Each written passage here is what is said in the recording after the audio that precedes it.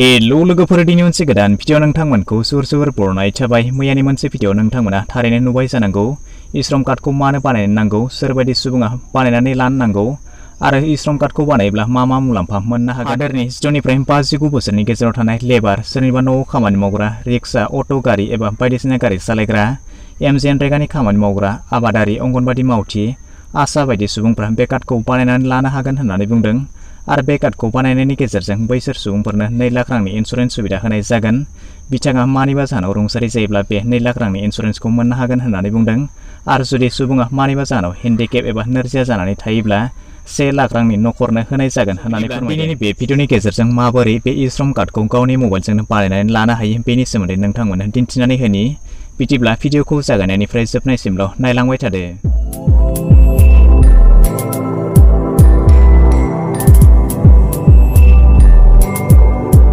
सरकारनि बे E-Shram कार्डखौ बानायनो थाखाय नोंथांमोना गावनि मबाइलजोंनो बेखौ गोरलैयैनो बानायना लानो हागोन। बिनि थाखाय नोंथांमोना जायखिजाया मोनसे ब्राउजाराव ओपन खालामनानै नोंथांमोना बेवहाय टाइप खालामनानै होब्लानो जाबाय e-shram.gov.in लिरनानै नोंथांमोना बेखौ सार्च खालामनानै होनांगोन।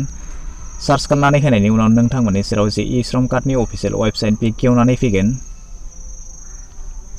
नोंथांमोना बेबायदि दसे सम नेयोब्ला नोंथांमोना बेवहाय नुनो मोनगोन E-Shram कार्डनि जे अफिसियेल वेबसाइट बे खेवनानै फैगोन।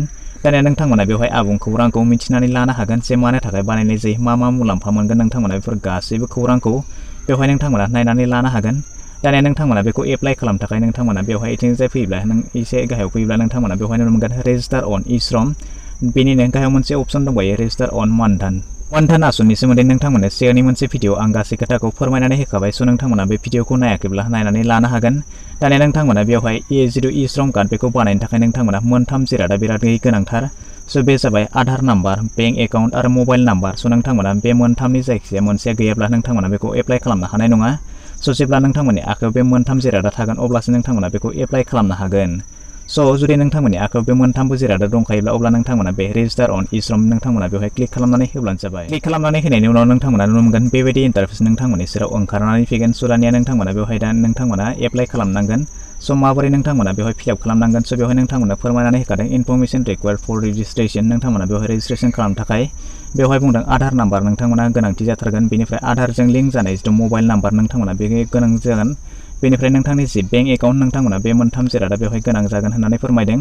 बेवहाय नोंथांमोना मोनसे खोथाखौ नोजोर होब्लानो जाबाय नोंथांमोननि बैसोखौ बेवहाय 10निफ्राय 59 बोसोरसिम नोंथांमोना बेखौ एप्लाइ खालामनो हागोन होननानै बुंदों। नोंथांमोना जुदि नोंथांनि बैसोआ 10निफ्राय 59 बोसोर बैसोनि गेजेराव दङब्ला नोंथांमोना बेखौ गोरलैनो एप्लाइ खालामनो हागोन। दानिया बेवहाय एप्लाइ खालामनो थाखाय नोंथांमोना मा खालामनांगोन एसे गायथिंजाय फैदो। दानिया बेवहाय नोंथांमोना नुनो मोनदों सेल्फ रेजिस्ट्रेशन। दानिया बेवहाय नोंथांमोना मा खालामनांगोन नोंथांनि जे आधार नाम्बारजों लोगोसे लिंक थानाय जे मबाइल नाम्बार नोंथांमोना बेवहाय एन्टार खालामनानै होनांगोन।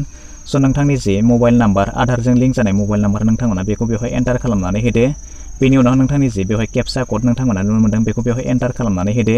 बेनिफ्राय नोंथांमोना बेवहाय 2 अपसनखौ न' होखानाय दङ। नोंथांमोना बेखौ जेबो सोलायनांगौ गैया, बे मोननैबो न'आनो थागोन। बिदिब्ला नोंथांमोना बेखौ होनानै बेनिफ्राय नोंथांमोना नोंथांनि जे मबाइल नाम्बार बेखौ होनायनि उनाव बेवहाय सेन्ड OTP नोंथांमोना बे अपसनाव क्लिक खालामनानै होनो नांगोन। बेवहाय बेबायदि एन्टार खालामनानै लाबाय। बिनि उनाव नोंथांमोना गाहायाव नुनो मोनगोन सेन्ड OTP नोंथांमोना बेवहाय क्लिक खालामनानै होब्लानो जाबाय। क्लिक खालामनानै होनाय लोगो लोगो नोंथांनि जे मबाइल नाम्बार बेवहाय होदोंमोन नोंथांमोना बे आधारजों लिंक जानाय मबाइलाव मोनसे OTP फैगोन।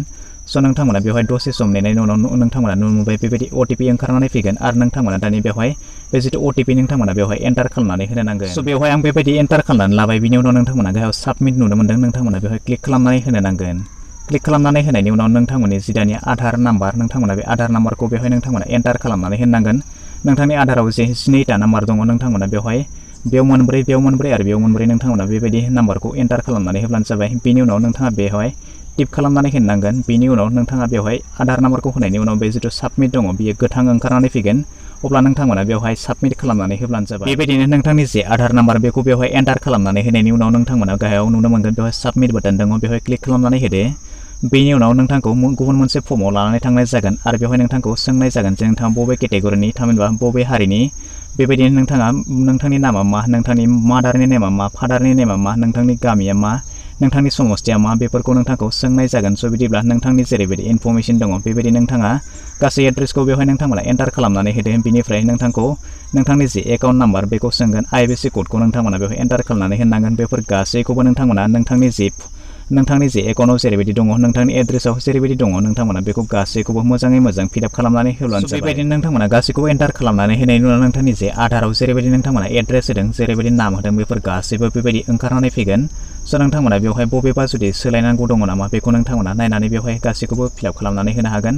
स' नोंथांमोना दानिया बेबायदिनो खालामनानै लादो फारि फारि। बेवहाय नोंथाङा होनाय गासै खौरांफ्रा थामहिनबा गासै इनफरमेशनफ्रा जुदि सैथोयैनो जाजोब्बायब्ला अब्ला नोंथांमोननि सेराव जिथु E-Shram कार्ड बेबायदि ओंखारनानै फैगोन। स' नोंथांमोना बेखौ डाउनलड खालामनानै लानो हागोन। थामहिनबा जुदि नोंथांहा प्रिन्टार्स दङब्ला बेखौ प्रिन्टबो खालामनानै लानो हागोन आरो जुदि गैयाब्ला जुदि नोंथाङा मबाइलजोंनो बेखौ खालामगासिनो दङब्ला नोंथांमोना बेवहाय मोनसे अपसन ओंखारनानै फैदों। नोंथांमोना बेवहाय डाउनलड होनाय मोनसे अपसन ओंखारनानै फैदों। नोंथांमोना बेवहाय क्लिक खालामनानै बेखौ डाउनलड खालामनानै लानो हागोन आरो उनावहाय बेखौ नोंथांमोना प्रिन्टबो खालामनानै लानो हागोन। आरो जुदि नोंथांमोना मायाबाफोर गोनो गोथो थाबावबायब्ला थामहिनबा माखौबाफोर मिथिबावनांगौ दङब्ला नोंथांमोननि सुबिदानि थाखाय बेवहाय मोनसे टल फ्रि नाम्बार होनानै होदों।